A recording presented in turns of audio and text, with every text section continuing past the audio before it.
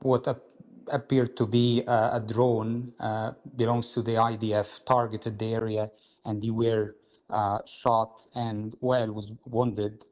Samer Abudaqa immediately severely wounded, and Wael managed to walk until he got to an area where an ambulance took him to the hospital. Now, two Al Jazeera Arabic journalists have been wounded in southern Gaza. Wael Dahdouh, the Gaza bureau chief for Al Jazeera Arabic, and camera operator Samer Abudaqa are thought to have been hit by shrapnel from an Israeli missile attack. At least 73 journalists and media workers have been killed since the attacks on October the 7th. Mohamed Moawad is managing editor of Al Jazeera and joins me on the line now. Good afternoon, Mohamed. Good afternoon. And I've just been told that you do have some breaking news about what has just happened. Can you tell us what has happened? It is with heavy hearts that we share the devastating news of the loss of our dedicated Al Jazeera cameraman, Samer Abudaqa. During the recent coverage in Gaza that he was conducting with our bureau chief there, Wael Dahdouh, they were covering the aftermath of targeting of an airstrike that targeted a shelter school called Farhana in Khan Yunis. That people resorted to after the heavy bombing of the area. They were in the process of doing their coverage, bringing voice to the voice, giving voice to the voiceless, bringing the picture, the image from the ground, a first-hand account of what's going on, the suffering of the civilians in Gaza, and what appeared to be a drone belongs to the IDF, targeted the area, and they were shot, and Wael was wounded. Samer Abudaqa immediately severely wounded, and Wael managed to walk until he got to an area where an ambulance took him to the hospital, while Samer Abudaqa's severe wounds did not allow him to walk. So we were like, pleading to the world to intervene, to ask the IDF to allow the Red Cross to go and pick him from the area quickly. 4 hours passed without the guarantee for the ambulance, and after the ambulance reached Samer Abudaqa, he was already dead, and another colleague lost in Palestine covering the conflict after Shireen Abu Akleh, after the family of Wael Dahdouh himself, and Mu'min al-Sharafi, our producer, who lost 25 of his family members, including his dad and mom. It's a kind of devastating news.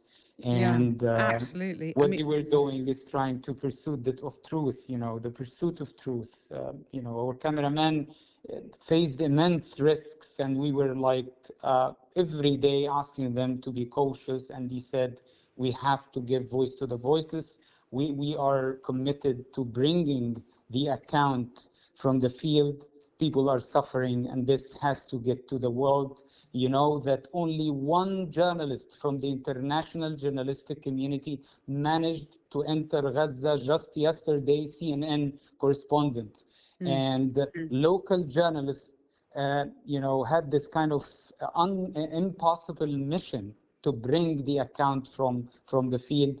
And they were very committed to that, to make sure that, what's happening there goes that doesn't go without coverage. And we're all completely reliant on the work of people who have managed to get in there. And that is terrible news. I'm really sorry to hear that, Mohammed. I wonder how your staff have reacted to this news.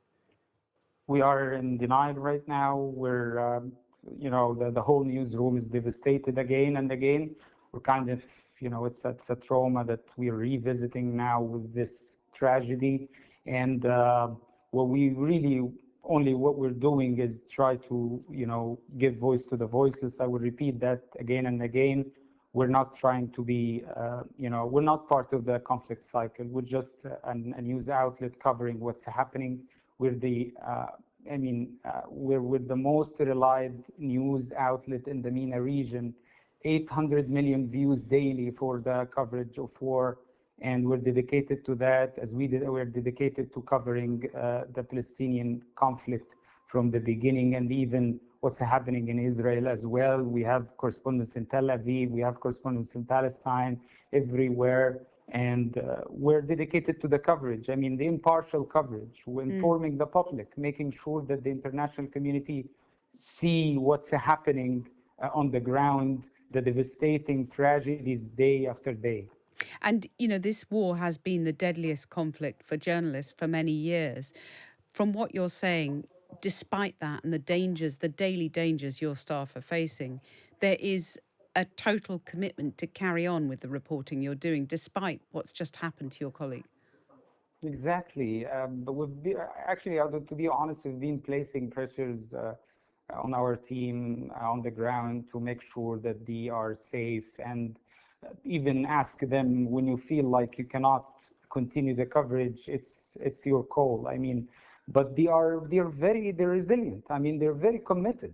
They say that we belong to this community. We belong to Gaza, and our tragedy is Gaza's tragedy is our tragedy, and we have to continue the coverage because we belong here. That's the answer that we get.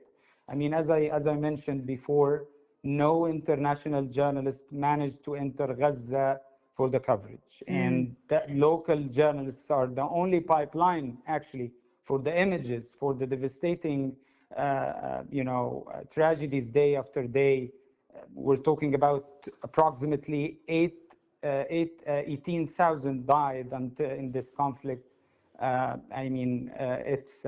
It's unprecedented war, and they are committed because they feel like if they are going to be impacted, they are part of the society. They are part of the society, and they were journalists at the first of the day in Gaza to be committed to covering the suffering, war after war.